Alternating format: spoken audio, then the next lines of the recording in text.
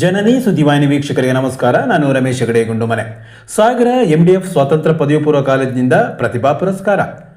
August 4ರಂದು Karanagiri ಕಲಾದರ್ಶನದಿಂದ ಪತ್ರಿಕೋದ್ಯಮ ಸಾಧಕರಿಗೆ ನಾರದ ಪುರಸ್ಕಾರ. ಹೊಸನಗರ ಗುರೂಜಿ ಶಾಲೆಯಲ್ಲಿ ಗುರುಪೂರ್ಣಿಮೆ, ಉಪನ್ಯಾಸಕಿ ಮೇದಿನಿ ಮಾತು, ಪ್ರತಿಯೊಬ್ಬರಿಗೂ ಗುರುವಿನಿಂದಲೇ ಸಂಸ್ಕಾರ. ವಂಶವಾಹಿನಿಂದ ಸರಣಿ ತಾಳಮದ್ದಲೆ ನಾಳೆ ಭಾನುವಾರ.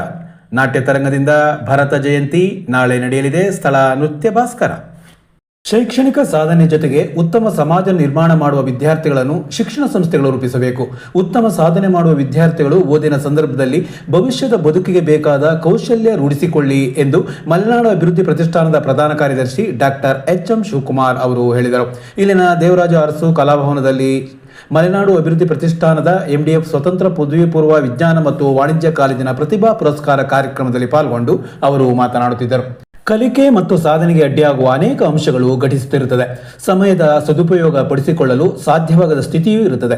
ವಿದ್ಯಾರ್ಥಿಗಳು ರೀಲ್ಸ್ ಹುಚ್ಚಿನಿಂದ ಹೊರಗೆ ಬಂದು ತಾವು ಕಲಿತಿರುವ ವಿಷಯಗಳ ಬಗ್ಗೆ ಆಸಕ್ತಿ ಬೆಳೆಸಿಕೊಳ್ಳಬೇಕು. ಸಮಯ ಪಾಲನೆ, ಶಿಸ್ತು, ದೈಹಿಕ ಆರೋಗ್ಯ ಕಾಪಾಡಿಕೊಳ್ಳುತ್ತಾ ಗಮನ ಹರಿಸಬೇಕು ಎಂದು ಅವರು ತಿಳಿಸಿದರು. ಕಾರ್ಯಕ್ರಮದ ಅಧ್ಯಕ್ಷತೆಯನ್ನು ಮಲೆನಾಡ ಅಭಿವೃದ್ಧಿ ಪ್ರತಿಷ್ಠಾನದ ಅಧ್ಯಕ್ಷ BR ಜಯಂತ್ ಅವರು ವಹಿಸಿ ಮಾತನಾಡಿದರು.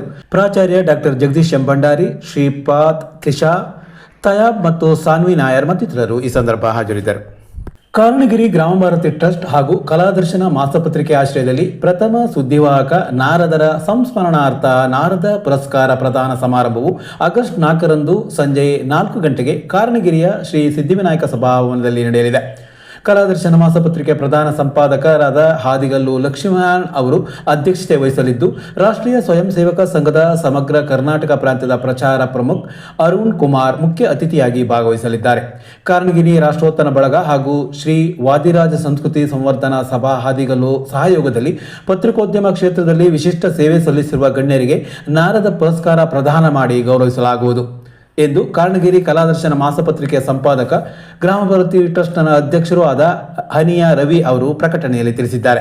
ಈ ಬಾರಿ ನಾರದ ಪುರಸ್ಕಾರಕ್ಕೆ ಕನ್ನಡ ನ್ಯೂಸ್ ಅಂತರ್ಜಾಲ ಪತ್ರಿಕೆಯ ಸಂಪಾದಕ ರಘುಪತಿ ಯಾಜಿ, ಪರಿಸರ ಪತ್ರಕರ್ತ ರಘುನಂದನ್ ಭಟ್ ನರೂರು, ಆಕಾಶವಾಣಿಯ ನಿವೃತ್ತ ಕಾರ್ಯಕ್ರಮದ ಮುಖ್ಯಸ್ಥರು ಡಾಕ್ಟರ್ ಸುಧೀಂದ್ರ, ಗಣಪತಿ ಪಂಡಿತ್, ಹೊಸ ದಿಗಂತ ಪ್ರಧಾನ ವರದಿಗಾರ ಸುರೇಶ್ ಡಿಪಳ್ಳಿ, TV ವರದಿಗಾರ್ತಿ ಶೈಲಜಾ ಗೋರ್ನಮನೆ, ಹೊಸ ದಿಗಂತ ಶಿವಮೊಗ್ಗದ ಸಂಪಾದಕ ವಾದಿರಾಜ್ ಕಮರೂರು, ಶ್ರೀಧರ ಸಂದೇಶ ಸಂಪಾದಕ ವಿದ್ವಾನ್ ಗಜಾನ್ ಭಟ್ ರೇವಣಕಟ್ಟ ಹಾಗೂ ಅಂಕಣಕಾರ ಡಾಕ್ಟರ್ ಗುರುರಾಜ್ ಪೋಶೆಟ್ಟಿಹಳ್ಳಿ ಅವರು ಗೌರವಕ್ಕೆ ಪಾತ್ರರಾಗಲಿದ್ದಾರೆ ಎಂದು ಹನಿಯಾ ರವಿ ತಿಳಿಸಿದ್ದಾರೆ. ಹೊಸನಗರ ಗುರೂಜಿ ಶಾಲೆಯಲ್ಲಿ ಗುರುಪೂರ್ಣಿಮೆ ಕಾರ್ಯಕ್ರಮ ನಡೆಯಿತು. ಕಾರ್ಯಕ್ರಮವನ್ನು ಕೊಡಚಾದ್ರಿ ಸರ್ಕಾರಿ ಪದವಿ ಕಾಲೇಜಿನ ಉಪನ್ಯಾಸಕಿ KS ಮೇದಿನಿ ಉದ್ಘಾಟಿಸಿ ಗುರುಪೂರ್ಣಿಮೆಯ ಕುರಿತು ಅವರು ಮಾತನಾಡಿದರು. ಮುಖ್ಯ ಶಿಕ್ಷಕ ಚಂದ್ರಪ್ಪ, CRP ರೇಖಾ ಪ್ರಭಾಕರ್, ಶಾಂತಮೂರ್ತಿ, ನಾಗೇಶ್ ಮತ್ತಿತರರು ಈ ಸಂದರ್ಭ ಹಾಜರಿದ್ದರು.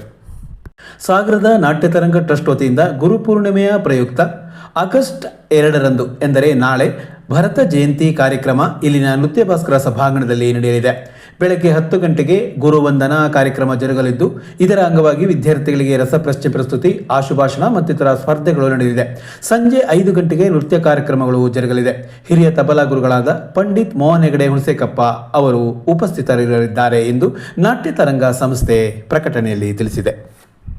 ಸಾಗರದ ಶ್ರೀ ರಾಜರಾಜೇಶ್ವರಿ ಕೃಪಾಪೋಷಿತ ವಂಶವಾಹಿನಿ ಯಕ್ಷಮೇಳ ಗುಂಡುಮನೆ ಅವರು ನಡೆಸುತ್ತಿರುವ ಸರಣಿ ತಾಳಮದ್ದಲೆಯ 2ನೇ ಕಾರ್ಯಕ್ರಮ ಆಗಸ್ಟ್ 2ರಂದು ಇಲ್ಲಿನ ಕುಡುಪಲಿ ಸದಾನಂದ ಸ್ವರಾಲಯದಲ್ಲಿ ಸಂಜೆ 4ರಿಂದ 6 ಗಂಟೆವರೆಗೆ ನಡೆಯಲಿದೆ.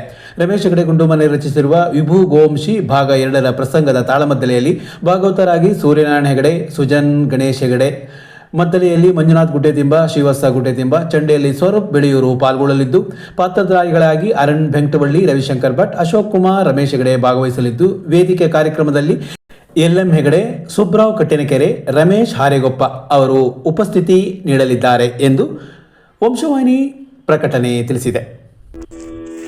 ಗೋಶಿ ಕೂಡಿ ನಾನು